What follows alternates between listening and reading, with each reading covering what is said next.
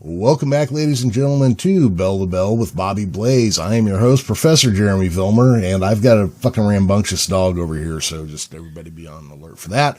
And joining me now, the star of the show, Arn Anderson's favorite enhancement talent, Double B, Bobby Blaze. And up here, that sound right there, there's your one going down for the show, my friend. There we go. A little Miller like to start us off right. Yep. And it's good to be back. Good to be back. Yeah, I kind of got a head start on drinking in the morning last night, so I'm laying off for now. Taking a time out, huh? Yep, taking a little bit of a break. Yeah. So, that's Bobby, good weird once in a while. Yeah. I heard somebody took you out drinking last week. Where'd you hear that at, man? I heard it on Facebook, but whatever. You been up to anything exciting? Well, yeah, I guess. I got worked. We do the FTC training school, have classes on Tuesday and Thursday nights. And I get a phone call from Joe Pace earlier in the day, and it says, Bobby, we're not going to have class this evening. I've got a meeting with a businessman, and I'd like you and Jillian to come down to the Winchester, which is a real nice hotel down here in Ashland. And he said, I don't like talking in public too much, but I figured you might want to talk to this guy. They do investments, and they contacted us. Someone recommended them that, we can get some money for some shows. Mm-hmm. I'm like, oh, okay.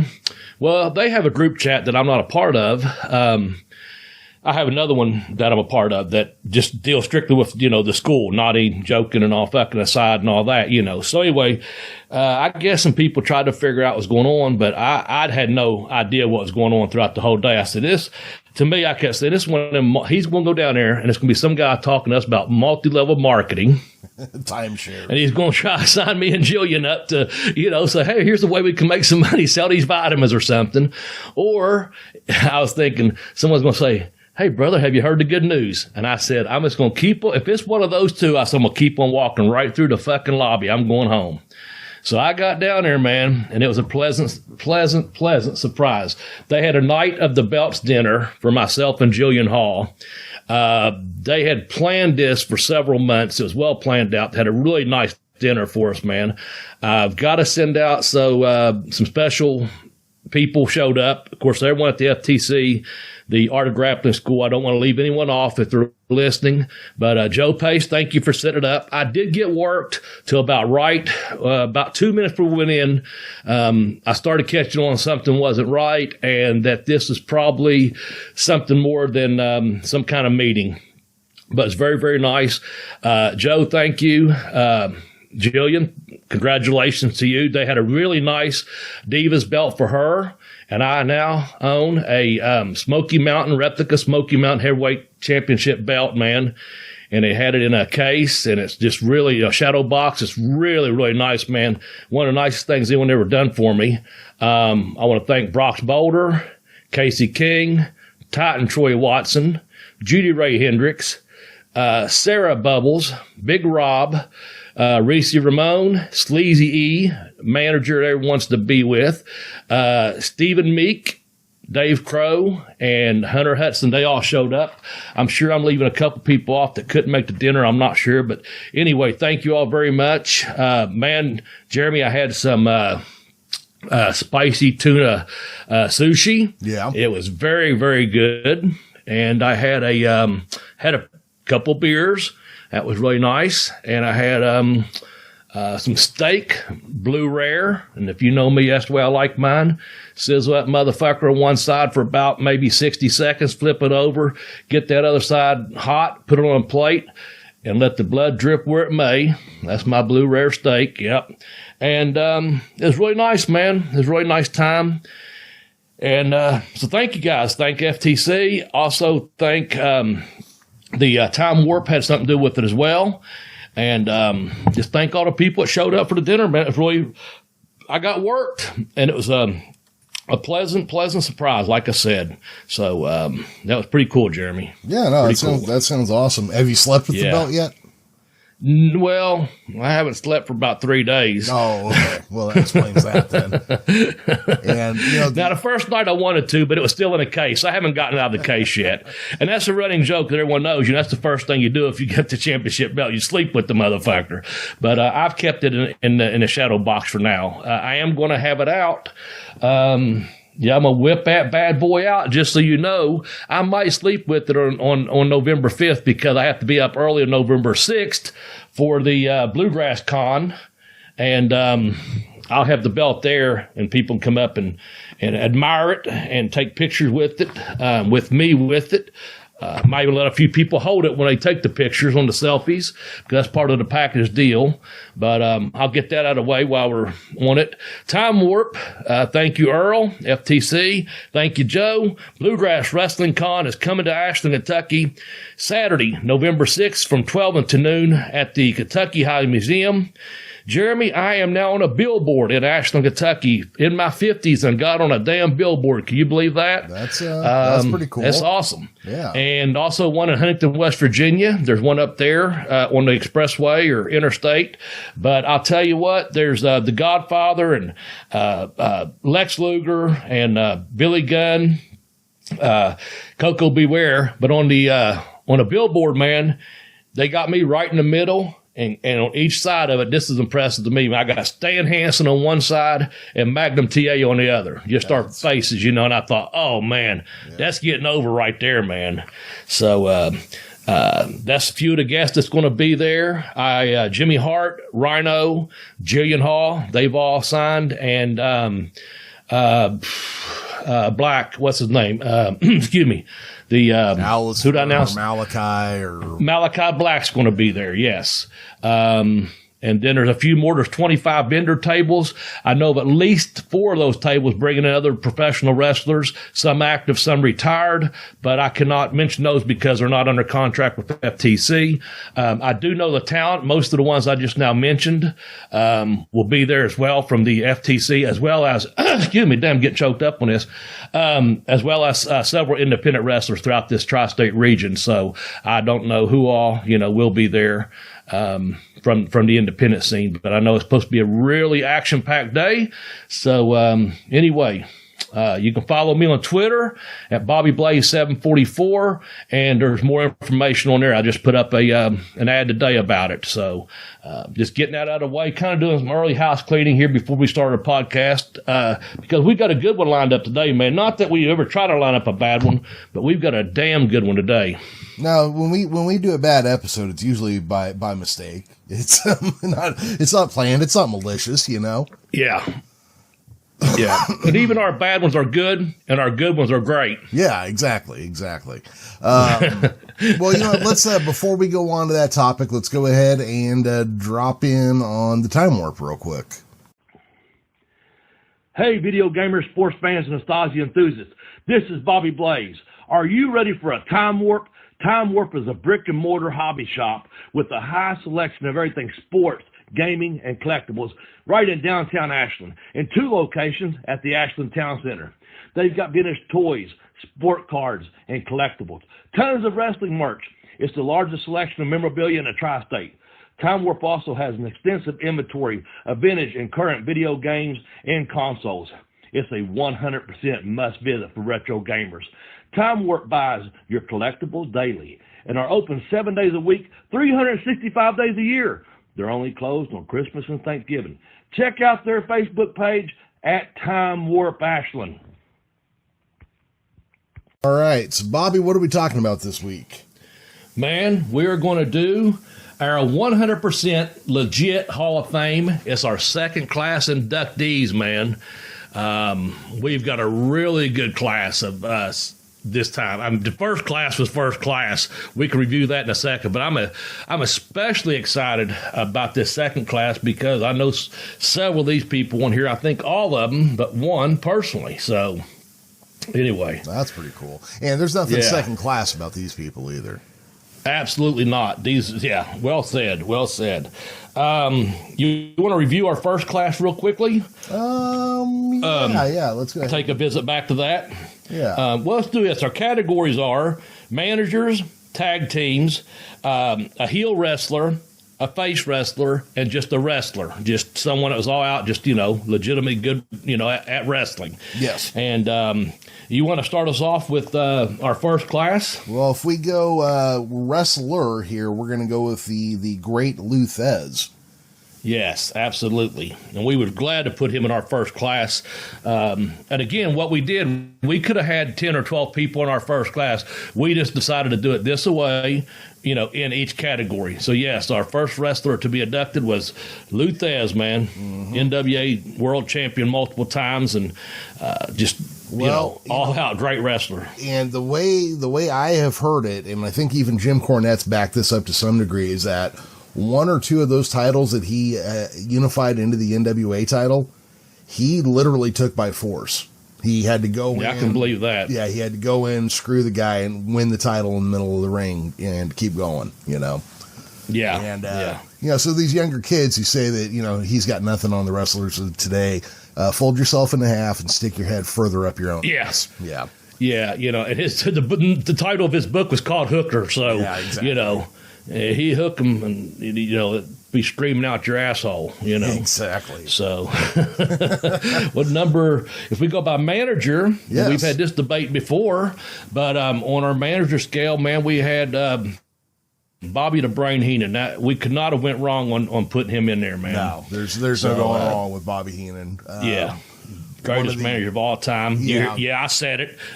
Well, just one of the best heels, period. Fun to watch, funny guy too. I don't know if he just had every joke in the world memorized or what, but he had something ready to go anytime anybody said anything. Yeah. I think he must have had a book in his early days that he rode around with and just said, this is the comeback for this will come back for that, and remembered it because he had something for everyone. Yeah, that's just it. And all I can figure is, look, I can be pretty funny from time to time, but all of my material is shit that I've worked on before. It's all jokes I've used before. It's all stuff I know the timing already, So I have to figure when you're that quick, it's because you've already got a whole bunch memorized, worked out, timed, and practiced. Yeah, absolutely. Yeah. Absolutely, man. Tag team, who was that, Jeremy? Well, the tag team, that was going to be the Midnight Express. I was looking at the wrong spot on here and I got confused for a second. Midnight Express, the greatest tag team in the world. Of course, we just lost Bobby Eaton. Yes. So we kind of have to point out that, without a doubt, Bobby Eaton was one of the most innovative wrestlers of his time. And Bobby, I had a question for you. If, say, like a wrestler got to a show and he was the champ, but he had lost the belt at the airport, do you think Bobby Eaton would have a copy of that belt in his duffel bag? It wouldn't surprise me. It would surprise me if the office called him and said, hey, Bobby, can you stop by? And when he did, they said, here's another belt. Just keep this in one of your duffel bags that you carry around, just in case something happens, which I don't think you should do. Never check the fucking belt at an airport. Wear the motherfucker, carry the motherfucker, do something. I don't understand that, man. I wouldn't let it out of my sight, you know what I'm saying? But yeah, I think to answer your question, you get there, you don't panic. You maybe not even tell anyone. You may just pull someone like Arn over to the side and say, hey, Arn, listen, I got a little situation here. What do you suggest I do? And Arn will give you this look when he drops his eyes over his glasses and gives you that look like you're fucking around, ain't you, kid? And he sees in your face that you're not, and he says, go see Bobby Eaton. And then Arn puts the call into the office, Yeah. We're using the second belt because Bobby does happen to have it in his bag. I would imagine that would be the case. That'd be so damn funny. So, my God, it would be. I lost the belt, and Bobby's just like, here you go. Just bring it back to me. As casually as he handed out towels. Yeah, he would sit there and go, oh, you need a towel? And he'd pull out like 3 big white fluffy ones. Well, everyone always needs a towel. Not everyone loses the belt, but hey, kid, here here's one tonight. See you at the end of the matches. So, and also by default, Cornette got in on that deal there for manager. So that's all good there. We appreciate that. And our heel was, first heel. Who you got, Jeremy? Jake the Snake Roberts went in as our first heel. And yes, anybody that knows me knows what a great talker and psychologist I think Jake the Snake was. I don't know that I've ever seen anybody who is just so pants-shittingly terrifying just from talking, just from looking at making eye contact with the camera. Just that look, He might even spoke a word yet. When he does look in that camera, there's just something about that look, man. Before he even speaks, you're like, oh shit, something's going down. Yeah, it's like, I remember as a kid watching him talk the first couple times, and he's looking in the camera, and I'm just thinking, I hope he's looking at whoever's behind me and not me. I don't want to lock eyes with that son of a bitch. Yeah. Very true, man. Yeah, Jake was our heel, which led us to our first babyface, which was unanimous decision on that was for the first class was Ricky the Dragon Steamboat, man. And we've talked about him often enough on this program, but we put Ricky Steamboat in there. He just seemed like I think we talked about it before. He was never a heel that we knew of, right? No, that was one of that the was the defining moment that we decided to vote for him. There was a couple others, and we said, okay, he's going in as the all-time face. Yeah, well, he's going off of that, we couldn't really find a time he was a heel or known for being a heel. Right.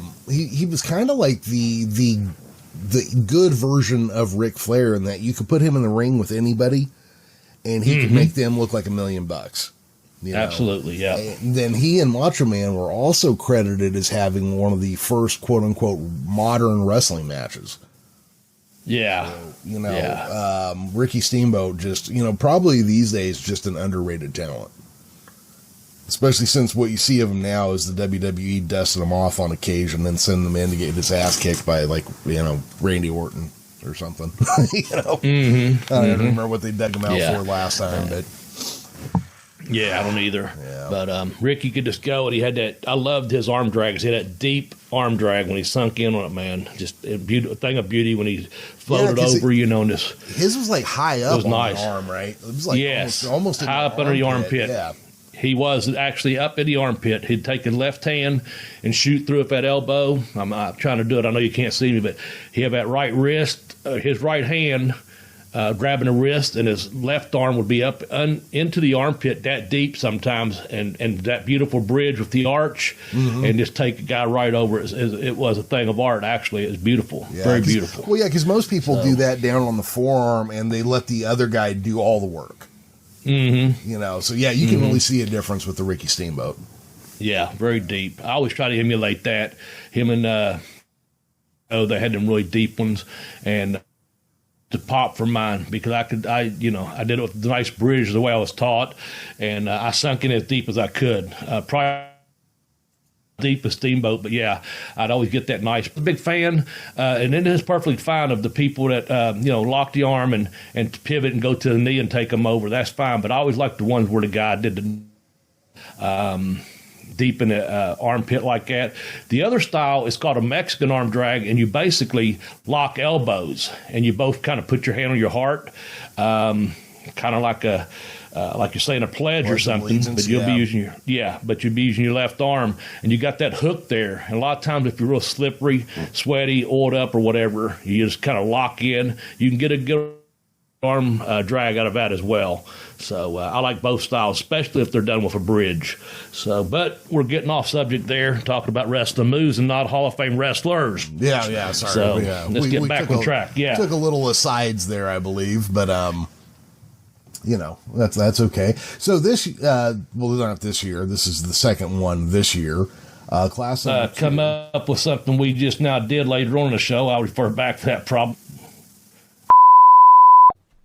All right, Bobby. So let's get started with the second class of the 2021 100% real and legitimate Hall of Fame.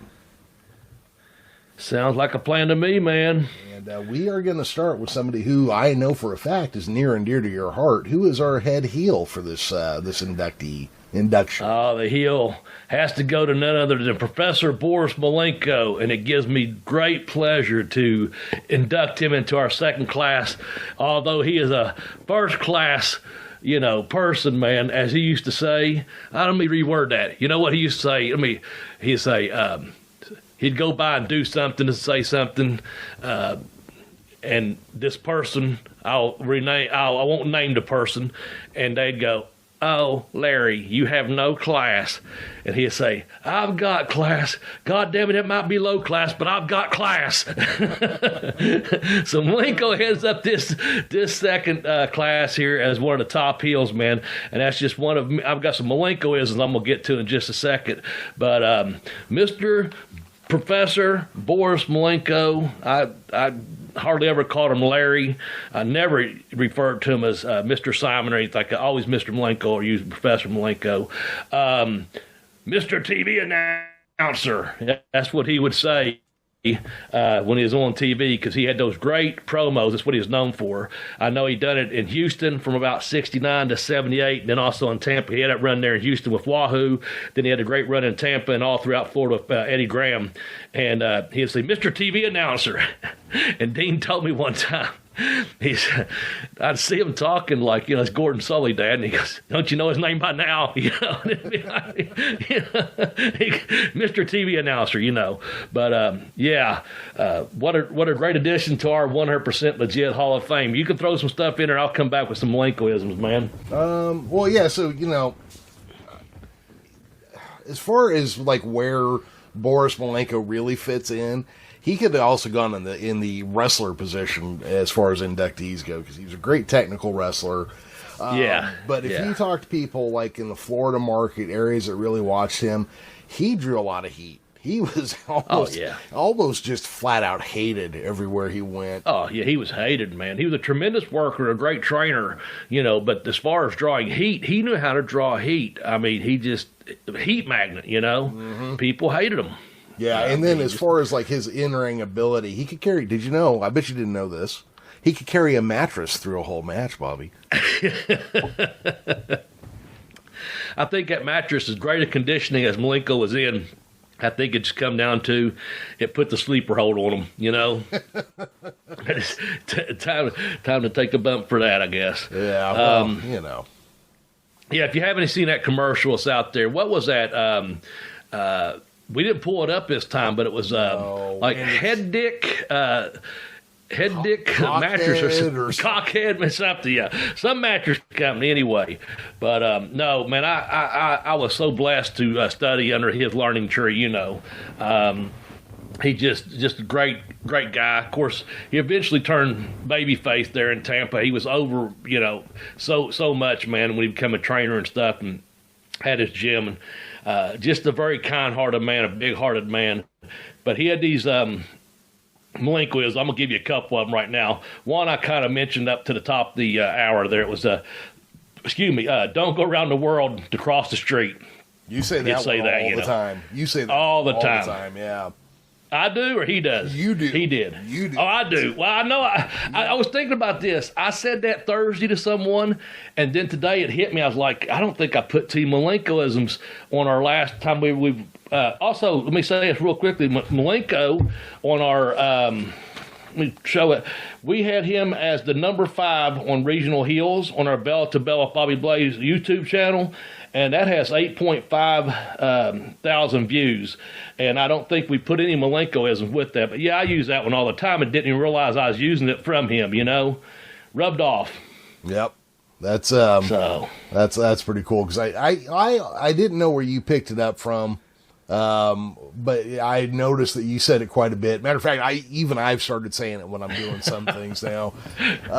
It is one I like, though, because it's very, very illustrative of going just a little too far to explain something. Yeah. I think actually Thursday, I swear, I think someone repeated it back to me when they was talking, just asking a question or something. I could, seemed like that came up Thursday. The other one, I like this one, the don't make a blizzard out of a fart, you know, don't make a blizzard out of, where the fuck you come up at, you know, but, yeah, don't make a blizzard out of a fart. That's good. In the land of the blind, the man with one eye is king. He used to say that, you know, if no one knows anything, you know, the man that can wrestle and work and that have you, you're going to be the king. That's basically what he's getting to. You know, I'm going to teach you how to wrestle. I'm giving you a gimmick. It's wrestling, you know, it's working. And I like that because, you know, sometimes you got to be the leader because everyone around you is blind and you might just have one eye, but if you do, you're the king, you know. I'll drop one more on you, and I say this one all the time. Matter of fact, I do know this came up Thursday because we're standing outside the class there, and Casey and I were speaking, and he said, "What is it, Bobby?" And I looked at these two young guys. I said, "Believe nothing you hear and only half what you see." Mm-hmm. We had two new students drop by, and I just dropped it right to them, straight cold truth right there, man. You know, believe nothing you hear and only half what you see. But anyway, that's just a few of the Malenko-isms, man. Yeah. Well, and of course, he's the father of Joe and Dean Malenko, and I know Dean is one of your all-time favorites. All-time favorites. Yeah. As far as I'm concerned, the greatest in-ring technical wrestler I have ever seen. You know, man, he was just so smooth. I wish you could have seen him wrestle live, man. It was unreal the way he could. Just the way he moved his body and the stuff he could do during a match that he could crack you up doing something so simple. Now, I'm not saying he done it like in WCW on a grander scale, but I've seen him do TVs for like Suncoast Pro in Tampa, Sarasota, and the smaller markets down there as far as the TV show we had at the time. And I mean, he'd do like a sunset flip maybe, and as he's going over, he'd just give you some face, and then just give you like, where'd that fucking come from, you know? But it didn't. No one else would catch it. Just if you were at the announcer's table or happened to be watching the monitor, and you're like, that damn Dean, man. And he's just in there as smooth as can be, you know, smooth as can be. Just when I was in Australia with him. We'll talk about different people, you know, of course, of his podcast that I was, you know, with there, and. Man, the Malenko referee, Frankie Reyes, and we were up in the crow's nest watching, you know, the last of the main battle royals and then the main event. And, man, Frankie just turned to me, and this was 93 or so, and he just said, man, Dean, he's got to be one of the best in the world. He's just so smooth. And we were just sitting there watching Dean. He was a mechanic, man. He was in the ring and just, you know, it was like, it was magic. He was making magic happen. And he worked like he was like 202 pounds at the time. He worked like he was 230 pounds that could move, though. You know, he just, and he didn't waste moves either. Everything he did, there was a rhythm and flow to it. So, you know, Malenko, that's another thing, too. Professor Boris Malenko was talking, and I think Meltzer had come into the school and a couple other people. He was doing a promo. They was doing this tour thing, and Larry was talking about a heel being relentless. You know, he'll be relentless. And Dean, again, when as I've mentioned before, so witty and so funny too. He goes, he'll say, "Dad, what do you know about being relentless? All you do is poke a guy in the eyes." You know, just something like that. Just you know, just fuck with them, kind of thing. You know, yeah, and break up the day, you know, or break up the interview, or have some fun with it. But you know, Malenko as a heel, man, he, like I said, he did the angle with Wahoo, I guess, in Texas for the Houston office for Paul Bosch, I guess, was, here's you one from Malenko. He said, there's only two kind of promoters in the world, bad and worse. But he had a lot of respect for Paul Bosch, and he said he was a great payoff man. And they done the angle there with Wahoo where Malenko had his dentures, you know, he had false teeth, and Wahoo got him to where he crushed them, you know, stepped on them, and then they ran the same angle, you know, several years later over in Florida with Eddie Graham crushing his teeth, you know. But money making, you know. money making. Well, that's the job, That's the job, yeah. And he trained people to learn how to make money. One of the things was, first, you learn to wrestle, then you learn to work, and then you learn to make money. And that's the process, man. And why don't you give us a list of some of the talented people that Professor Boris Malenko trained before we move on? And we got him as a heel, but I'm sitting there putting him over. I don't know what more to say as a heel, Yeah. He just, he was just over as a heel. He knew how to draw heat. Mike Mooneyham on his Twitter all the time, not all the time, of course, because he gets equal coverage to several wrestlers, but when it comes to drawing heat, he always puts a picture of Malenko and said, "This is heat," and he'll have Malenko on top of Graham in Florida or something. Just one of those things. That's pretty cool. Well, yeah. So let me do the quick list of his trainees. Yeah. Obviously, Jody and Dean Malenko, Tugboat, Al Perez, Norman Smiley, Gangrel, Barry Horowitz, X-Pac, Bobby Blaze, Bob Orton Jr., Buddy Landell, Chris Champion. So he also trained Eddie Sharkey. Now, if you're the guy who trained Eddie Sharkey, that makes you the grandfather trainer of almost every wrestler from the Midwest. Yeah. I can't even begin to name all the people fucking Eddie Sharkey trained, Horace Hogan, Mark Merrow, Perry Saturn, Van Hammer, and Bob Cook. And that's quite the list. I didn't know about the Eddie Sharkey thing. Yeah, I knew there was a connection there. I wasn't sure exactly what it was, Now, Bob Cook, tremendous worker too, man. He did the, Malenko used to manage the Mass Superstar, Bill Eadie. And once he moved to Malenko, retired to Florida, Bob Cook took over that gimmick in Florida and did a Mass Superstar gimmick down there that was pretty over, and got over pretty good just in the Florida market.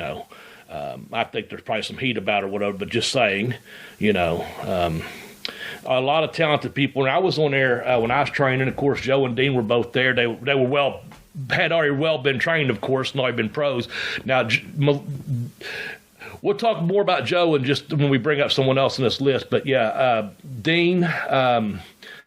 See, Norman, I got to meet Norman and wrestle with Norman. What a talent. Gangrel. Horowitz, man, Horowitz, they said, he come in with 2 left feet and quit and was like ready to walk home one day. And they're like, no, and he took some time off and came back with a different attitude. And, look what he went and done. At the time when I was down there, he was on, had a job with WWE or WWF at the time, making good money. X-Pac. Sean was there when I was there. We spent many a weekends together and also many days on the road together training. Of course, Buddy Landell. I got to work with Buddy. I knew Buddy before I went down, but just however briefly in a locker room type situation, and. Of course, obviously, ended up working a program with Buddy. And before Buddy passed away, I was in a conversation with Buddy and Joe Malenko on Facebook back when I was on that site.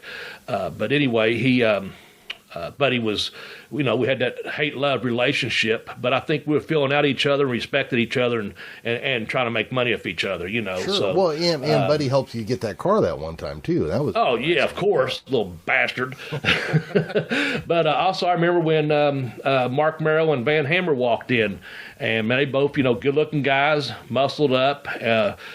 He was a boxer, Mark was, and Van Hammer was like a hairstylist, But anyway, they came in and they took a few lessons and they went up to WCW to do a job, and I think they ended up doing about 3 or 4 TV jobs. And I think the 5th time they went up there, Dusty saw Merrow and said, stay off TV. I got an idea for you, which was the Johnny B. Bad thing. And Van Hammer was just so big and muscular and had a good look to him. And I would dare say neither one of them could fucking work at that time, but they had to look, and they both got signed, and they learned. You know what I'm saying? That's just because they was in the right place at the right time. But they only had probably about 5 actual lessons, like training in camp lessons, but they got that break, and sometimes that's all it takes. And of course, they went on to make money in the business, so you're talking I got about to know all these guys. Learning to wrestle first, but there's also something to be said for being lucky rather than good. You can't overlook that too. Yeah, no, I'm not taking anything away from their career, man. I just saying I remember them walking in, and had that look to them, and they was trying to learn, top wrist locks and this and that, Well, remember, they only need to know 3 things: the headlock, the hammer lock, and the heel lock up, right? A heel lock up, that's the one. You have to know that heel lock up. And Horace Hogan, man, he come in and he was already doing some stuff with Steve Kearns and Florida Championship over there, and of course he had a good connection with that. But he really wanted to learn, and I got to know him pretty good eventually in WCW. But I helped him a little bit when he first came to the camp. He honestly wanted to learn to wrestle some, and that's why he came, because he'd already been working some for Florida Championship at the time. But and we talked about Gangrel in a program, I think, last week, very briefly. He was leaving when I got there. And anyway, a lot of talented guys. Hate to leave anyone off that list, but we probably might miss a person here or there. But Malenko's, like you said, the legacy lives on through the guys he's trained through the years, man. Yeah, and absolutely. Again, we're putting I might have to change that category to babyface from what you're hearing, but anyway, it's I was going to say he's our heel wrestler. Yeah, keep in mind, people, we're talking about a heel here, so Bobby can't stop saying his praises, but either way. Well, like he used to say, that's whatever something would happen. Like, say you got that $2 payoff, and you say, Mr. Blanket, I'm just throwing it out there. You got the handshake and the hot dog. You got the hot dog and a handshake payoff. You go, well, kid, that's better than a cold boot in the ass. Yeah. So I'm giving a little bit more than a cold boot in the ass. How's that? There you go. Yeah. Let's keep moving on here. We're going to go on to manager. Yes. Right now, and here's the thing. This is going to be one of those ones that we've got him in as a manager, and we're going to talk about a whole bunch of other stuff too. Yeah. Okay, so listen up, you bunch of pencil neck geeks. We're going with classy Freddie Blassie. Oh, man, what a great choice, Professor. What a great choice. One of the all-time greats, man. Yeah. Freddie Blassie, of course, was a huge star everywhere he went, but he became a gigantic star here in California, down in the LA area, wrestling at the Olympic, WWA World Champion. He took on everybody with a name. Carpentier, Fez, James Blears, even Ricky Dozen came over, got a win over him for the WWA title at one point. Now, let me interrupt you real briefly. If I'm not mistaken from my notes, in 1962, he went over and put over Ricky Dozen in Japan, if I'm not mistaken. I believe that's where it was, yes. Okay. And, this is during the 60s, in Japan, and people just hated the guy, automatically hated him.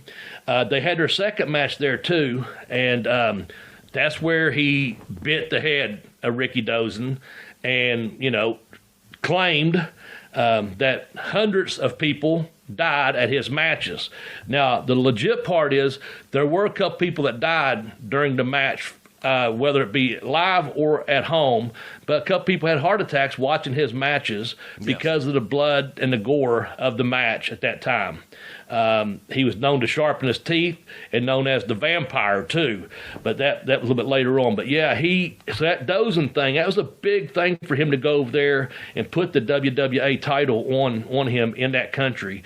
I guess it really established that, started to what am I trying to say? The base, I guess, for foreign wrestlers to come to Japan, and have a open door, if you will, into that market to be showcased over there. Yeah, so that was a big part of it. Well, Ricky, I'd say probably two of the most influential people in Japan ever were Ricky Dozen and Gotch. And, when you got those two guys, you're talking about the grandfathers of all Japanese pro wrestling with those two guys. Yeah. But get back to Blassie here. Blassie would carry a file and file his teeth. Yeah. Files. Yep. Even as a workman, it still makes my mouth hurt just hearing those words. Those nerve endings, man. When you chip a tooth, ouch! Imagine filing them down. Yeah. Oh man. God damn it. So I don't even want to think about it. Blassie also took credit for making Regis Philbin a star. Yeah. He would go on Philbin's early shows and start throwing chairs into the audience and act like a madman. Throwing furniture and stuff. He was one of the first wrestlers to appear on TV and movies. He was on like the Dick Van Dyke Show, I think, early on. Did he pick up Rob or not? I think he picked him up. Maybe he picked him up in a gorilla press and then twirled him around. Oh man, that's cool, man. Man, and he was known as the Hollywood fashion plate. Yes. I only bring that up for of course he's classy, Freddie Blassie, but the Hollywood fashion plate. But he also had another gimmick prior to that, didn't go over too good. His family had moved from Germany, and he was born in 1918. And, he had boxed and he'd done some catch wrestling and stuff. But when he went to serve the war, he was in the Navy, and he come out and he started off as Sailor Freddie Blassie. And, of course, that didn't go over too good, but there's actually some pictures you can find of the Sailor, Freddie Blassie. But, of course, he decided to, I think he first done it in Georgia, bleached his hair and took that heel persona on and became classy Freddie Blassie prior to taking back off and getting out there, making it big in California, like you said, man. But I just found that interesting that he tried, not every gimmick's for you. Obviously, he wasn't a sailor, but he was a classy son of a bitch, Yeah, well, that's the thing. He found the right thing to be. Now, before we even talk about his managing stuff, as you get closer to that point in his career where he's managing, he's doing TV movies, he's doing novelty songs. A lot of people may be too young to remember Freddie Blassie himself, but if you've ever listened to like Dr. Demento, you've heard his songs. Yes. If you've heard like a lot of goofy novelty records, you've heard Pencil Neck Geek. There's another one he did that I can't remember, but and that's also the name of his book. Listen, you Pencil Neck Geeks. Yes. That's the name of his book that he had. Yeah. Well, because I read that several years ago. Well, and Blassie's old enough that he started in pro wrestling when it was still legitimately like sideshow shit. Yeah. When he got into it, it was still like a sideshow act at the circus. Now we're going to move up on his age a little bit here. When he hit 55, he became too old to be licensed to wrestle in the state of California. So he switched to management, which eventually led him up to the Northeast, where he probably did the majority of his work as a well-known manager. Was up for, first Jess McMahon, and then Vince McMahon Sr., and then a little bit of time for Vince McMahon Jr. Yeah. And that's really where most of us alive today would really know him from, was that period of time. Yeah. And we talked about this. I think that was the year of 1974 when he actually started become a manager because of the license issue. Yes. So, most people probably started remembering him around maybe the late 70s, early 80s, even though he'd been managing since 74, once, cable and more magazine exposure and things like that too. Yeah. And then 1982, he made a movie with Andy Kaufman, My Breakfast with Blassie, which was hard to watch. It's a spoof of My Dinner with Andre. Yes. Where comedian Andy Kaufman meets former wrestler Freddie Blassie to discuss topics like personal hygiene. I think you and I watched this. I had seen bits and pieces of it, but about 2 years ago, I think that's when we kind of. Does that sound about right? About 2 years ago, we watched that again. I think that's it was right, on YouTube in segments. Like it's 5 different 20-minute segments or something, it seemed like. Oh, yeah. Something like that. He rubs the belly of the pregnant waitress and just, My Breakfast with Blassie. Oh, I had something about the tips. Yeah, he read. No, it wasn't. Was it a Japanese lady who rubbed her belly or Korean? I think it was an Asian lady. I'm not sure where from. Asian lady, yes. Okay. And, go watch it, kiddies. Yeah, well, because, Blassie was married to a Japanese woman that he met, I believe, while he was in the war. He like rubs her belly and says like, now we won't have to tip her or some shit. Something like that, yeah. Just something. Oh, it was horrible. The other thing I saw, I want to give some credit to Dave Knows Wrestling, just so you know. He's got a really good clip up there about Classy Freddie Blassie that I got some information from. And it mentioned that during the civil rights movement, was it WWA title, he dropped it about 4 or 5 weeks. Was that to who was that? Bobcat or it was Bearcat? Bearcat Wright? Does that sound right? Bearcat Wright, okay. Because and I think it was about 4 or 5 weeks before Martin Luther King assassination. And like I said, he was married to an Asian woman, and he stood up for civil rights, and being a professional athlete at that time, that meant something. He had a voice in that. And I think he dropped that title, if I'm not mistaken, about 4 or 5 weeks to a black man, the WWA title. And like I said, he's doing business with Japanese, African Americans. It's just kind of shows what kind of person he was. He also had done business in 1976 with someone you might know, Muhammad Ali. Yep. He said, go get Freddie Blassie, and because he knew he could talk, and he also knew he was tough when he was getting ready to fight Inoki. So Blassie was a part of that, Here you have classy Freddie Blassie. Think about this, and we talked about Muhammad Ali on the other, in that match. They'd already done a thing where Gorilla Monsoon had spun him around Ali, I guess. And then also, as we'll find out, Inoki, he had Carl Gotch in his corner. I mean, think of all them tough guys, man. Yeah. You had to be tough to be up there, Was Gene LaBelle the ref? And Gene LaBelle's the referee, as you pointed out, yes. And I dare say no one was going to fuck around with him in there, man, as we've talked about. So it was Bearcat Wright, and I know we've hinted at this before. When they expected Bearcat Wright to drop the title, he wasn't going to do it. So what they had done was put a match together with Wright and Blassie. Yeah. And then they had Wright come out to the ring, and then they substituted Gene LaBelle for Blassie. Right. And then he was just like, all right, fuck it.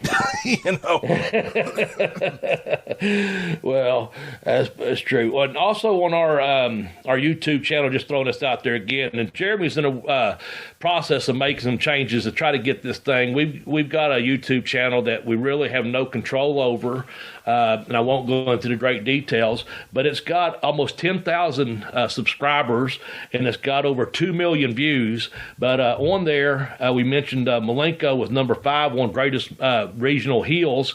Classy Freddie Blassie came in 3rd, I think, on our managers last, when we done top 10 managers in pro wrestling, and we did Heenan and Cornette, and then Blassie, if I'm not mistaken. Anyway, it's on there for about 5,000 views. You can check out what some more stuff that we didn't talk about today on here about Classy Freddie Blassie.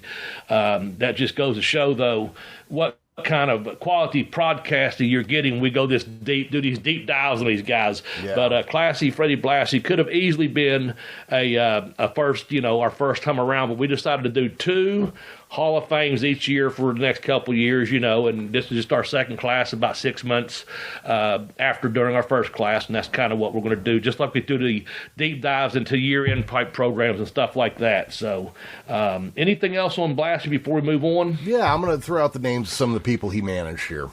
Okay, great. Good idea. Yeah, Nikolai Volkov, the Iron Sheik. I think most of us will remember that. Blackjack Mulligan, High Chief Peter Maivia, a local guy and also the father of the Rock, or the grandfather of the Rock. The Crippler, Ray Stevens, Adrian Adonis, Jesse Ventura, Dick Murdoch, Swede Hansen, Killer Khan, George the Animal Steel, Professor Tanaka, Mr. Fuji, Victor Rivera, Kamala, Hercules Hernandez, Hulk Hogan. Yeah. Did he manage Hogan on that first run there? Is that what it was? Yes, I believe the first time he came in before Hogan went to the AWA. Right. Okay, that's what I was thinking too. Maybe 81 or so, something like that. I think that would be right. I'd have to check, but that sounds right. Yeah, I'm just throwing that out there. It seemed like he had that just a short run up there, early 80s, obviously, before he come out of Thunder Lips. That was around 83, so someone had to be 81, 82 probably. Yeah. Just a guess. just a guess. But hell, what a list of people, the clientele that want to be showcased with the Hollywood fashion plate, you know. If he was a sharp dresser, I got to get me some of those jackets. All right. That'd be nice, man. I could see you like that, Professor. Yeah, that'd be a good look. Before we do the tag teams, Bobby, not only do you have a podcast, I understand you're an author. Yes, I've written a couple books, man, and I think I'll plug them right now. Thanks for the segue. All right, so my first book is called Pin Me, Pay Me, Have Boost Will Travel. It came out a few years ago, and you can find that book on Amazon. But what the professor has done, being the knowledgeable man he is, the all-knowing, all-seeing, great wizard of the internet here, he's put a little link that you can get to that'll help our program get a little bit of kickback if you go through the links to purchase one of my books. You go to tinyurl.com/blazebook1, and that'll take you right to my book, Pin Me, Pay Me. My second book is called I Kicked Out on 2, The Educational Wrestler. The way the professor has that set up is, now pay close attention, it's tinyurl.com/blazebook2, and that'll take you right to that book. Again, the program does get a small percentage back into the Amazon affiliate account, and I appreciate you taking the time to buy a book, because I like keeping my books out there, obviously, for consumption, and also you might learn a thing from each book. Both books have several. Pin Me, Pay Me has over 100 reviews, averaging out to about a 4.5, and then I think there's almost close to 30 reviews now on I Kicked Out on 2. So again, the Amazon, if you go to there, that's fine, but please consider using the sites that the professor set up, and that is tinyurl.com/blazebook1 for Pin Me, Pay Me. And also the second book, I Kicked Out on 2, The Educational Wrestler. Just go to tinyurl.com/blazebook2. Thank you, Professor. Yep. All right. So, Bobby, we're going to go on to some people you know quite a bit about here. They were all over the place in the South there. The Rock and Roll Express goes in as our tag team nomination on our second group of inductees. Oh, man. 100% legitimate and official Pro Wrestling Hall of Fame. Yeah, what a great addition to our Hall of Fame. Especially following the coattails of the greatest tag team of all time, the Midnight Express. And probably neither team, as successful as they were, would not have been the mega success they were without each other. So Ricky and Robert, man, they just... they do get that heat on Ricky Morton, make the hot tag to Robert Gibson, and boom it a bang, and then there's your comeback and double drop kick, and they're over, or whatever the finish is, But those guys, man, they could work. And draw the sympathy of the people when Ricky Morton's in a ring, just selling and looking out there to people, whether he's got juice or not, or they're just grabbing an arm, he's selling, and they're just beating them down. And then, finally, he crawls through the legs or does the flip around and rolls through and tags Hoot, boom, big punch, shoot one in, backdrop, hip toss, whatever it may be. By that time, Ricky's got a little bit of steam back. They come in, do the double team. Boom, one of them drop out, double drop kick, 1, 2, 3, and they're 9-time world champions at that point. They get it close. Well, they were 9-time NWA champions 2 years ago when they picked it up briefly. Yeah. And what I didn't know, this was kind of shocking to me, they were 10-time Smoky Mountain Wrestling tag champs. Now, I didn't know it was that many. I didn't know it changed hands that many times. I just knew pretty much they had the title the whole time I was there, but I didn't know it had changed hands that many times. Well, I knew the Heavenly Bodies had it. I knew other people did, but damn, 10-time Smoky Mountain. Well, I have to imagine one is that last time, just a few years ago, when Cornette had them up for a match, and then it was like, the last match, and then he awarded them the Smoky Mountain titles at the end. I have to assume one of those is that. I have to assume. And I think that was against the... if I'm not mistaken, that was against the Heat Seekers, Elliott and Sigmund, if I'm not mistaken. I think that's correct.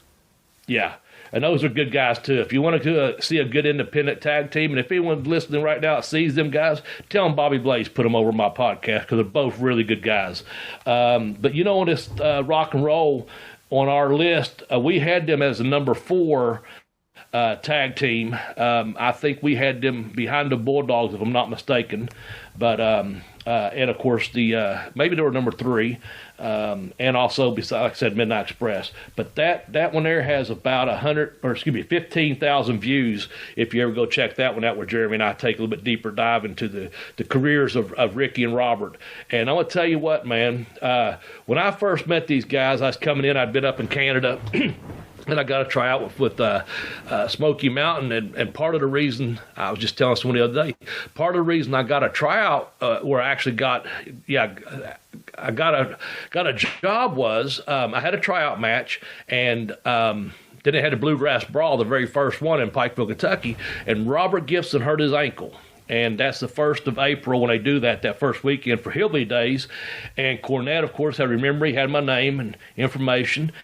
And Hoot was driving in from Pensacola, and he, like I said, hurt his ankle. So Jimmy called me and asked me if I want to do this 4-day loop all up here in Kentucky. And I did 4 days with them. And I got to work with Tom Pritchard in the first match, of every night. They moved someone else up on the card, and Doc and I opened the match. And here I am getting to showcase my work, like I said before, with Doc, and also with Cornette right there owning it, getting to see me work up close and personal, And I put Doc over, 2 or 3 nights there in a row, whatever it was. Then one night they put me over in a battle royal. I'm like, whoa, what's going on here? And the last night of the tour, Hildebrand come to me, or Mark Curtis come to me and said, Bobby, what's your finish? And I said, putting Doc over. And he goes, no, we brought someone in for you tonight. Corny wants you to go over. We was in Paintsville, Kentucky, about an hour from my house, got a lot of relatives there. And boom, I got to do a drop kick off the top rope. Almost as good, and I won't say almost as good as Ricky Gibson, Robert's older brother. Mm-hmm. But anyway, that's kind of my connection to that there, just saying that I didn't do it at that time for that reason. But because Robert got hurt, unfortunately, I got to fill in, and eventually that led to a job. And those guys took me under their wings, man. They taught me how to do the gimmick wars, and Ricky said, watch me learn you want to learn how to sell, Bobby? Watch me, And I've been on the road with both of them throughout Smoky Mountain. We did other tours I've been to. Robert Gibson and myself used to run a show in West Virginia once a year for a fall festival type thing. And of course, him and Ricky come in and work on top every time. It's just really nice, to be around those guys, professionally and personally. And what I was going to say, from the first time I met them, they never have changed. They've always been, whether they've been up or they've been down or whatever. And I'll never forget, I was sitting in the locker room, and I was sitting with Ricky and Robert. We're just talking, and we're getting ready to we're in Ashland, and they're going to be the attraction, the main event. I'm going to be the semi-main. And I was talking to Sandy Scott, and he said, Bobby, I'm going to tell you something. As long as I've known these guys, and he said, I'm going back many, many years. And he said, whether they've been on top or been on the bottom, because they all worked NWA there together through Crockett Promotions. And he said, these guys here have never changed. They're the same. They treat everyone the same. And I'm going to tell you what, when the fans come to see them, they just treat the fans like a fan wants to be treated, man. You got these 2 good-looking babyface wrestlers, and they take the time to sign every autograph they can sign. They take the time to talk to the fans, listen to the fans, and when they go out in the ring, and they're still out there today, doing their thing, they give it their all, man. And they're highly athletic and highly entertaining. The Rock and Roll Express. And can sell. I mean, just, when Ricky Morton's getting an ass whooping, he just, you buy it. I mean, you're like 100%. Yeah. Oh, yeah. There. Yeah. Absolutely, man. Yeah, it just, I almost hate to see them still wrestling, but then you get them in the ring, you're like, you know what, they still got a little gas in the tank, They're doing okay, yeah. Absolutely. But yeah, I remember, just, probably the last time it ever happened, but I remember girls at school talking about them, and we're here in California, And that's back when girls still watched wrestling to see the hot dudes. If I was to open a wrestling company because I needed to get rid of some money quick, I'd have it free for women to come in. Women don't pay. Just come on in. You're all coming in here because once this ladies' night for the fucking. Damn. Once dudes find out that there's chicks there, they'll start paying to come in. There you go, man. And I then hear you. everything in the concession stand we priced extra high too to make up for the Extra high, I got you. Extra salt in that popcorn, isn't exactly. Beers are $10 each. Yeah. there? Oh shit. Well, it's California. Man. You can do that here. You know. Now I was listening to a station in New York the other day, and it was doing a happy hour in Hoboken, New Jersey, and a fucking $8 for an Amstel Light, and that's during happy hour. I mean, I know it's an import, but I'm like, what is it when it's not happy hour? You know, damn. Yeah, I'm a cheap beer drinker. Amstel Light, I love it, but I'm not paying no $8 fucking during a happy hour for it. I've got a buddy who's a beer maker, you know, and he'll go out of his way to go to places and try out different beers, and then every time he goes to one, I'll get like a text message or something like, fucking $18 for a beer? You know, and I'm just thinking, dude, if you just order a Bud Light, you know, it'd be like $3 and you can move on, you know? Shit, I'll just tell them if you ain't got a Miller Lite, give me a fucking PBR. I'll take a PBR for the fucking red team every time, man. I was you know, the reference there being Apocalypse Now, that'll get you a case of beer, red team, right? Just rapping and shooting, and then they're walking away with the beer at the end of the deal, so, you know. When our kid passed away back in 07, 08, and it was during the recession, so nobody was working. A bar that was almost walking distance from where I lived had PBR pitchers for $7. And I remember about a 2-week period there, about every second or third day, me and my buddy would go down there and end up just shit-faced raving drunk. You know, because you know, what else are you going to do right now? But right. Oh my God, I remember just, and PBR's got that syrupy taste. That's not quite right, but you know, it's got that aftertaste and that bitterness. Yeah, when you first there's taste. an aftertaste. Yeah. And I remember having that in my mouth for like 2 days straight one time. No matter how much I brushed my teeth, that fucking aftertaste was in my mouth. So it'll give you a big power shit the next day too. Oh yeah. You'll blow the back and commode out. I still like PBR, but it does, like, occasionally I'll taste it and I'll have like a flashback to a really hard period of my life and feel like, I got you. We're gonna drink something else, I think. So yeah. I'll occasionally, I get Miller Lite, but sometimes I mix it up, and I'll go get, we talked about tall boys, I'll go get 3, you and I did, not everyone else at this point, just smarten you up. We talked about it prior to coming on. Sometimes I'll go get 3 tall boys, and one of them be a PBR, and I'll get a Miller Lite. That'll be my last one, but I'll get a Miller High Life as well. And I'll usually start with the PBR, and then I go to the High Life, the champagne of beers with the High Life, and then I'll work it out with okay, now it's probably time to get a little bite to eat, and I'll have that with my Miller Lite, you know. Yeah. So I still do that sometimes. Yeah, that's that Miller High Life. That's one I've never.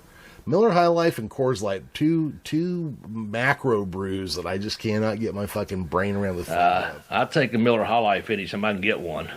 Oh yeah, you buy a 6-pack of them bottles, man. When that first one goes down, it's over. Yeah, you might as well know you're going to do the 6-pack. I'm going to tell you that right now. It's going pretty quick after that point. yeah. But anyway, enough of the beer, enough of the rock and roll, enough of the drug, sex, and rock and roll. We got a podcast to do here, man. That's right. So what category are we going next? We went heel, and we went tag team, and we went manager. Where are we going to next, Professor? Well, next we're going babyface. Oh, okay. And by babyface, I mean we're going to go with Sylvester Ritter, a.k.a. Bobby. Who are we talking about? We're talking about the Junkyard Dog Man, JYD, or as Iron Sheik could say, a JVD, my baby. Yeah, JYD, Junkyard Dog. But you know, we put it to vote, Jeremy. Yes, we did. Someone else was in a running for this. This being our second class to 100% legit, Hall of Fame. We took a vote because someone else was in this running, and that was Tommy Rich. That's right. And we about made him the babyface in our second class. But tell them the results of the vote, Jeremy. Well, please. So Junkyard Dog won 2-0 over Tommy Rich. Our staff got together and voted on that. That was the staff vote, 2-0. But we got a huge baby face right here with and Tommy, we haven't forgotten about you. You may come up on something else, We don't know yet, but he was one of our regional baby faces. I think he was number one on that. I think we had number 6 was JYD was number 6 on that list, and I listened to the first minute, and I said it right away, and I didn't listen to the rest of it, but I did for that reason. It said, we'd like to put an argument out there that JYD could be a lot higher up on this list, but at that time, we had actually done a special on JYD, Why We Love the Junkyard Dog, and like 10 reasons why, and that show got over so good, and we've been talking about him so much. I think at the time we was even in contact with the Book of the Territory, talking to Mike and those guys over there, and he was getting a lot of publicity in our show, and we're kind of running a JYD show here, so we moved him up there to like, number 6. We had some other people we really wanted to talk about, and again, because it was voted, that, okay, this is our program, this is where we're putting him at, but obviously he was a huge baby face, man. JYD, talk to me, Jeremy.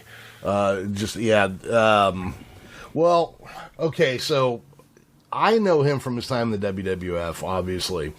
But if you know him from his time down in Mid-South, this guy was probably the biggest star there was.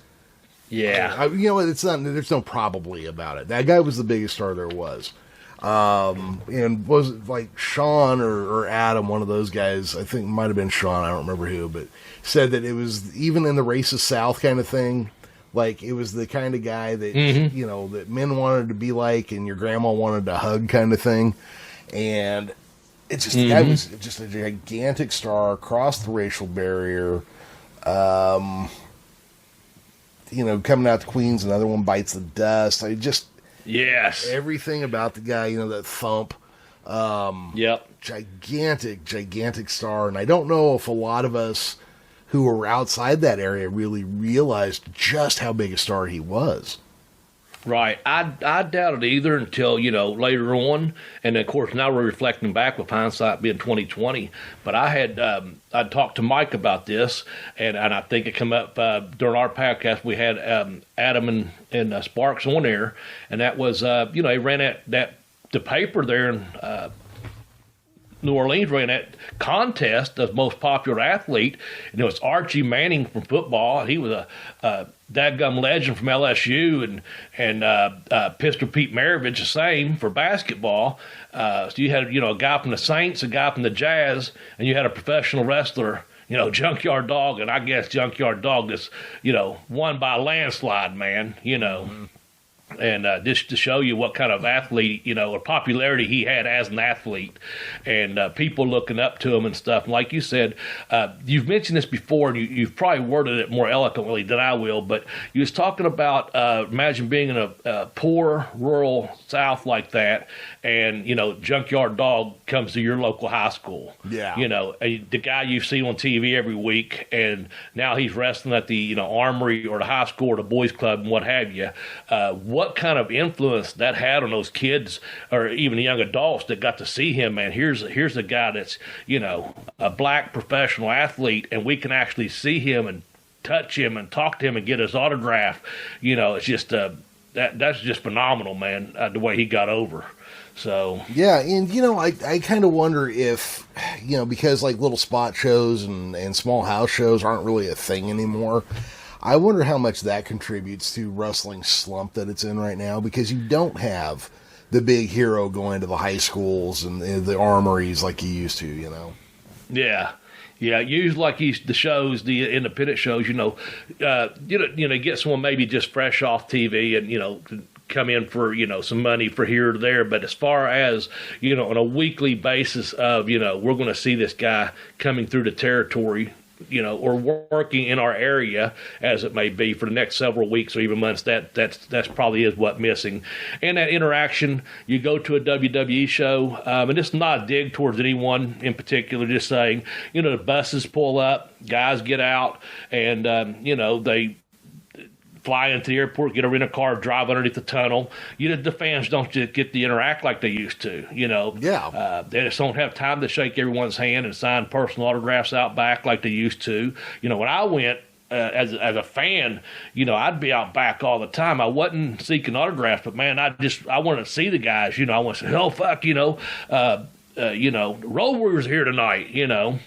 Oh, yeah. I remember being in a restroom at a show, and the talk was someone come in and said, "Man, I just saw the Road Warriors pull up," and they wasn't even advertised. And everyone in the bathroom just kind of like, "Oh, really?" Because someone just come in and said it. And I'm not saying everyone stopped pissing and looked or whatever, but just being wrestling fans, everyone like, "Oh, really?" And the guy's like, "Yeah, I saw them pull up, man. They're actually here." And like I said, it wasn't even advertised. And sure enough, they were there. And it was just one of those things. The guy had been out back watching for him or whatever, watching who was coming in. You missed those times. Yeah. Not so much staying at a urinal as it is being announced that some major stars are there that night that you didn't expect to see.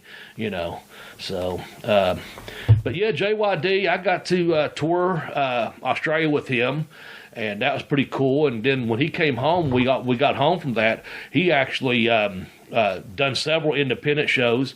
He done some work for Southern States Wrestling out of Tennessee, as well as he done Bobby Fulton's Big Time Wrestling. So he was in this area quite a bit shortly after our trip over to Australia. And I think I've told the story before, very briefly, how that was the weekend that I was booked for Smoky Mountain for 3 or 4 days down in Virginia, and WCW was coming to the National Guard Armory here, small venue compared to what they used to do. And he came into the YMCA. My mom was working the front desk, and he come in and I forgot my wallet, and he turned around and walk away, and she goes, "That's all right, Sylvester." And he turned back around and goes, "How you know my name?" She goes, "I know your name's Sylvester Ritter." And he come back over, like, "Hey, kayfabe, hush, hush," And it was on a Saturday, earlier in the morning. It wasn't a lot of people there in the lobby area, I'm sure. But anyway, like, "How you know that?" And she goes, I'm Bobby Blaze's mom, and I saw the itinerary for Australia. I went through it with him, before y'all left and stuff. And she goes, I knew you. And man, he just smiled. All that. She goes, "Go on in." And then I was on a Bobby Fulton show the next weekend because I wasn't full-time Smokey yet. And I don't know, it was down near Cincinnati or up towards Pittsburgh, somewhere in Ohio. And, for Bobby, it could be anywhere. But I walked in, there was JYD, and I didn't get to say anything. Of course, we'd been over in Australia for, 20-some-odd days on a tour bus together, eating together, hanging out together, in a locker room together. And, man, I just was going to go over and, say hey to him, shake his hand, and ask him, did you meet my mom? Before I got even close, he was like, "Bobby Blaze, man, I met your mama last week, man. What a sweetheart." He just started putting her over, I was like, "Man, right on." She told me she did, and it was just very cool, to get like that. But over in Australia, man, them guys were over.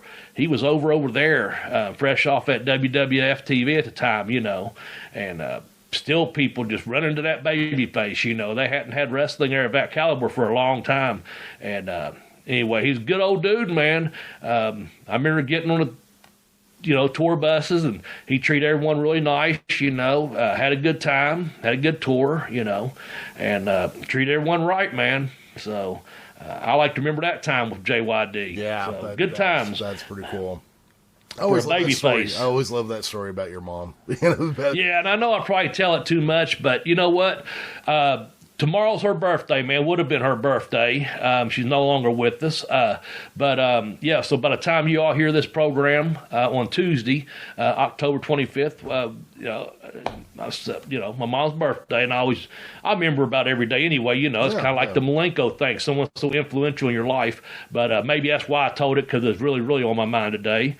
But it's a good story to share, man, because he popped for it. No, it's a great story. I can just imagine, like, the look on somebody's face, like, well, "What the fuck you doing? Saying my real name?" yeah. He spun back around on her real quick. She said, like, "Hey, how you know that?" Yeah. But they had a good laugh and a good talk, and it's all good. So that's cool, man. That's real cool. We got anything else to say more about JYD? JVD? No, because you know what? On JYD, we should probably just wait for Sean and Adam to tell us what we got wrong. Yeah, that would be good. And of course, let me make mention real quickly. Sometime in the near future, I mentioned. It's not real near future, but the way fucking things are moving, it could be. I talked about that show, Dave Knows Wrestling. and I got some notes on Blassie from that. He's going to be co-hosting this program sometime, I think, in April, and as are Sparks and Sean and Adam. So, just kind of made mention of that. I'm sure they'll come on. They'll be able to talk about Junkyard Dog all day, every day, and tell us what we missed. Exactly. Good point. No, I've fallen behind on Dave's show a little bit. Every time I see it pop up, it's him doing his live stuff, and I just that isn't what I find entertaining on his show. So I just haven't. Yeah, I got you. Yeah, I got you. I stumbled upon it, to be honest with you. The way I typed it in, and it was like one of the first things in there. I said, "Oh, it was even better than what I expected for because he done, like I said, he done a little bio on it, and I was like, oh, this is cool, man. I'm glad he was out there doing it. So wish him luck on his podcast, of course. Of course, yeah. Yeah. Where are we at, man? I was going to say he does a great show. Well, we are at our last entrant for the year here, and we are going to go on to the great Carl Gotch. Yes. Who obviously they call him German, but he was Belgian. Probably spoke more French than German. Hard to say though. When you met him, he spoke English. But yes, in a very strong, authoritative voice. Yeah. Gotch. The god of wrestling in Japan, man. That god of wrestling in Japan. He was probably the most influential, and if not the second most influential man in pro wrestling in Japan.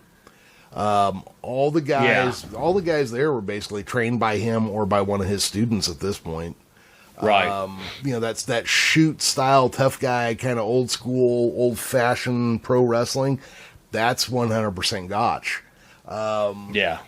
And then I was watching a wrestling show the other day, and Minoru Suzuki, it's been a few weeks. Minoru Suzuki gave somebody a Gotch pile driver, but they kept calling it a cradle pile driver, which I did not care for. Yeah. Yeah. And it said he invented that. I just think the way he tucked people over. I've seen it done. I don't know. It is kind of a cradle, I guess, the way the guy's body's already crunched over. But, I don't know if that's, whatever. It is what it is, right? Yeah, but, if it's a move that Gotch legitimately created, then keep his fucking name on it, I agree with you. The Gotch pile driver, Yeah, but, of course, the German suplex, with that there, he could just, I talked to a friend of mine. It's been about a year and a half ago now. I asked him how legit, because Malenko had told me that he German suplexed that Gotcha German suplexed Andre the Giant, and one of Gotcha's students, Willie Wilkinson Jr. And I was in Japan with him. He lived over there for like 5 years. He'd done the shoot style, and he also was a policeman from Michinoku. He trained under Gotch in Florida, and he said, yeah, Bobby, it's a shoot. Carl didn't fuck around. If he said that, if word was that he suplexed Andre, then he did it. So I think it took place like Brazil or somewhere, So I have heard that. Then one of his other students, just Jody Simon, also Joe Malenko, he started training, and I heard this firsthand. Well, I knew he had trained with Carl, but Joe told me when he started, he was just a young boy, of course, and like the very first day, Carl had him told him get in a corner and showed him how to do Hindu squats, and Jody started doing Hindus, and he said, I was like crying, man, he's just a young boy, he's like 9 or 10 years old, and he said he thinks he'd done like 75 of them or something, and he goes, all right, see you tomorrow, and then he was like coming home with bruises and nose busted and black eyes, and Carl wasn't abusing him, but he was teaching him, and till you learn, nothing but respect, but Carl was known for his conditioning, of course. I've told several different stories about how at one point he heard some Indian wrestler had done 9,000 Hindu squats. Well, Carl done 9,001. I heard that from several of the guys. Another guy from Australia, Greg Smith, told me that story, as did Willie. They backed it up, that he just flipped his TV on and went and started doing squats all damn day. I was listening to Ken Shamrock and Jerry Briscoe earlier, and new stuff comes out every once in a while. You hear, and they would bring up Gotch to try and keep the memory of Carl Gotch alive. And he would. I've heard this before that he could do. He had the Gotch Gotch Bible of cards or card Bible. He would take a book of cards, and you would do, whatever was on there, like maybe a spade equaled Hindu squats, a diamond meant diamond push-ups, a club, you had to do jump squats, and then like a heart, you had to do like regular or Hindu push-ups, but you did like whatever equivalent. If it was an ace, you did like 50. If it was a face card, you done like 10, or 25, just whatever it was. Gotch could go through that thing twice. He had 2 decks of cards, or he'd go through a regular deck twice. And pretty cool. Yeah, the conditioning level. The thing I had heard about Gotch is that he only briefly attempted working out with weights. And he didn't care for it. It was either the results or the exercises themselves. I don't remember which. Yeah. But he didn't like something about it. And he preferred the idea of doing exercises similar to gymnasts. Because he said if there's any 2 people who can immediately snatch and lift a human kind of weight over their own head, it's pro wrestlers and gymnasts. Yes. And I've personally heard Carl say, gymnastics is wrestling's sister sport. Mm-hmm. So that's why he said that. There's a show on YouTube that's still up. It's called My Cigar of Carl. It's about 45 minutes. One of the last things he'd done. Just a little interview, him sitting on his porch talking to a young guy having a cigar.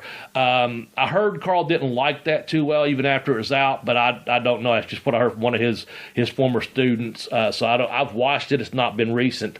But there was an article in Gain magazine as a reprint from way back in like 1968 or so, and it talked about him taking a year off to do weights, and he said, "I'll just see, I can't remember how it happened exactly, but he decided, okay, I'll give this a try, and I guess he put up in a ring and squatted like 600 or 700 pounds. They put him up in a ring. He did that to show him that that's just one time, but if you do thousands of these Hindu squats, same thing with bench press. He bench pressed like 400 or 500 pounds and never lift weights, but said, if you do all these push-ups, this is the equivalent. You only do that one time. I can do this all day long, and that's the wrestling. And then conditioning is your best hold in wrestling. That was his. Malenko said that as well. But conditioning is the best hold in wrestling, and. That's what he did. He would do Hindu squats, Hindu push-ups, and several different kind of push-ups, of course, and a neck bridge. He always did neck bridges. That was his the king's cord, he would call it. Those 3 are the main exercises. Now he had ropes, rope pulling, climbing ropes. They would do these all kinds of different weird push-ups. He had a push-up board that you do. Just all kinds of these different push-ups on, But Carl was. Go back to the wrestling part. He wrestled in 1948 Olympics. He had amateur background wrestling. And then, of course, as he got older and become a professional, I think he spent, I know it was at least a year, but it might have been 2 years. He went over to Wiggins and studied at the Snake Pit for a couple years. And that's where I guess he really sharpened his skills up at, as far as the catch and catch can and shooting style, got with those old timers over there. And anyway, he's our wrestler, that's for sure, for our second class. Yep. He's one of those guys that, if you don't know much about him, it's at least worth looking into just to understand where his influence on the industry lies. Yeah. He was a contemporary with Fez. Now, I can't remember if I had heard this or if it's just something I'm thinking of. I think he and Fez hated each other or didn't like each other until they were quite at one point. There was some heat from I think Malenko as well. And I told you I've got these letters they actually put in the Wrestling Observer. Carl had written one as Malenko with a gentleman's agreement that he was more than welcome to come and work out at their gyms in Tampa. And this was in the early to mid 90s when they did that. And what happened from what my understanding was, some of the heat generated from Thez didn't want to do the, quote, tank towns, the smaller towns of the champion. He didn't want to go to those towns. I'm the champion, I need to go to the bigger cities. That was part of it. And I don't know if that's arrogance, cockiness, or, hey, I'm the champ, I'm not going there for a cheap payoff. I don't know. The other thing was apparently he thought that none of the undercard guys deserved to make more than $100 a night. Where your position on a card was, even if you main evented somewhere, and whether, of course, you're talking about NWA territory, traveling around and stuff, he didn't think the underboys deserved to be paid off $100. That's where I heard some of that stemmed from. So I don't know. Also, I guess there was part of this, I may get this a little bit wrong, in Columbus, Ohio, it was Carl was in a locker room, and they got Big Bill Miller. I can't think who was with them at the time, but one of them Bill Miller left the locker room with a broken arm or a twisted arm, twisted up hand, whatever it was. I guess that was over a payoff. So some people, I guess, I can't think who was in the locker room with him. I'm drawing a complete blank now. But anyway, he just told him, get the door, and one of them got the door, and Carl got Bill Miller, and because he was a payoff guy, I guess, and big guy, and whatever happened. Business is a lot different than it is today, of course. Yeah. But, I think that was a little bit of heat there. But also, I think from the letters I read that were in the Wrestling Observer, they were reaching out as gentlemen. We're older now. We have told you before. I think even Malenko, he would do that Roman belly. Thez would do that Roman suplex, the belly to back, and he'd drop you real up high, and he'd get mad if you tried to block it. And I know Carl didn't like that because Carl could block it, and I know Malenko didn't like taking it, but they just basically wrote in those letters that, you were trying to hurt people when we're trying to work together and make money, and blah, blah, blah. Now we're older, but you're more than welcome if you're in this area, please come by the gym. You're more welcome to. Let old news be old news or whatever, Yeah. So maybe in the end he responded, maybe he didn't. I don't know. But yeah, there was some legit heat there at one point. I do know that. And that's just the way I've heard it, and I'm passing it on to you and our audience for what it's worth. But I wouldn't fuck with any of the three of them. Shit, so no. Thez is our first wrestler in our first class of Hall of Fame. We got Gotch in our second class as a wrestler in our Hall of Fame. And we got Malenko as a heel. So them three, all of them are tough bastards in my book, man. So let them fight it out, right? Yeah. Well, yeah, right there you got three. Jerry Briscoe said that he thought Gotch could take Thez anytime he wanted, and I've heard that before. And I think also, a lot of promoters, once you hurt someone, they have that mentality that they're going to win at any cost. And if you're willing to hurt someone, you're probably going to win that fight. I've heard different things, and what that does is it makes people scared of wrestling with you if they know they're going to hurt you.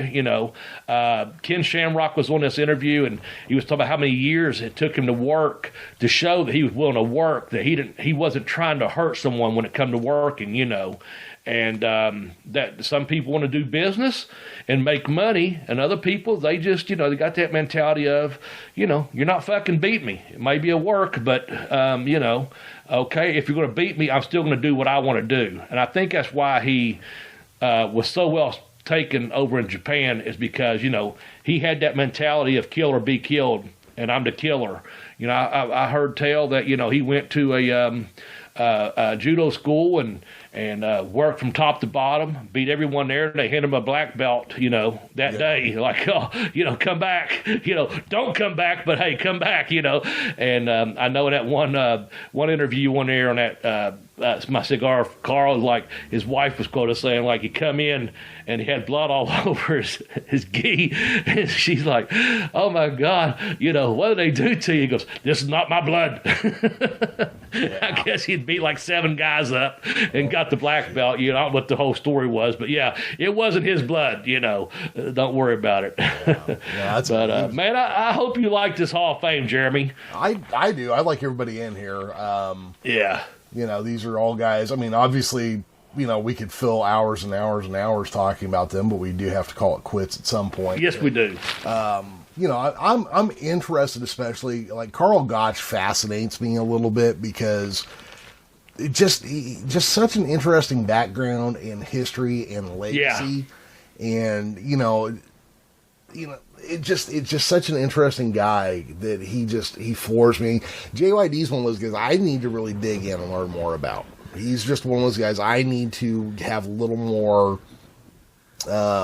perspective or something on his career and understand more about what he was all about in his whole, the whole career of the Junkyard Dog. Rock and Roll Express. Yeah, we did that top 10 on, but we could have done top 20 on JYD for why we love him. Easily, yeah. Yeah, I didn't mean to cut you off there. Anyway, Rock and Roll, go ahead. Rock and Roll, they've been a tag team my entire fucking life, it seems like. So, I definitely love those guys. I mean, probably one of the most decorated tag teams. I know that the Dudley Boys officially lay claim to that title, but I bet you the Rock and Roll has held more tag team championships without any qualifications than almost anybody out there. Yeah. Blassie being a home state guy, being a big star in California, I always love talking about him. Boris Malenko, absolutely. I like hearing about, especially because you can talk so much about him. So these were all great choices for me. Yeah, that's great, man. I hope you, the wrestling fans, our listening audience out there, man, appreciate the 100% legit Hall of Fame second-class inductees, because I know the professor and myself had been really looking forward to recording this episode, and now we've got 2 classes, and next year, we'll probably add a couple more, but it's always fun doing some research on these guys and also being able to share with you all some personal stories that I've had along with these guys, So, good stuff, man. Good stuff, Professor. Oh, yeah, absolutely. And, guys, sorry if our energy was off. We had a little trouble connecting at first today. So I don't know if that came through or not, that we were a little bit thrown off. I don't think it did, but just in case. I don't think it did, but my go back to, it's my internet, and it hasn't happened for a long time, knock on wood. We started off with some energy going one way, and so the first part of the program may sound that way, and then we was off a good 20 minutes probably to come back, and then we shifted the way we were going to produce the second part of it. And so anyway, hopefully it's not too big of a glitch, and either way, we hope you enjoyed the program this week. Yep. And Bobby, anything else to close on, or should we just get the hell out of here? Let's just get the hell out of here, man. All right. Well, everybody, for myself and the irreplaceable Tex Johnson and Double B Bobby Blaze, bye-bye, everybody.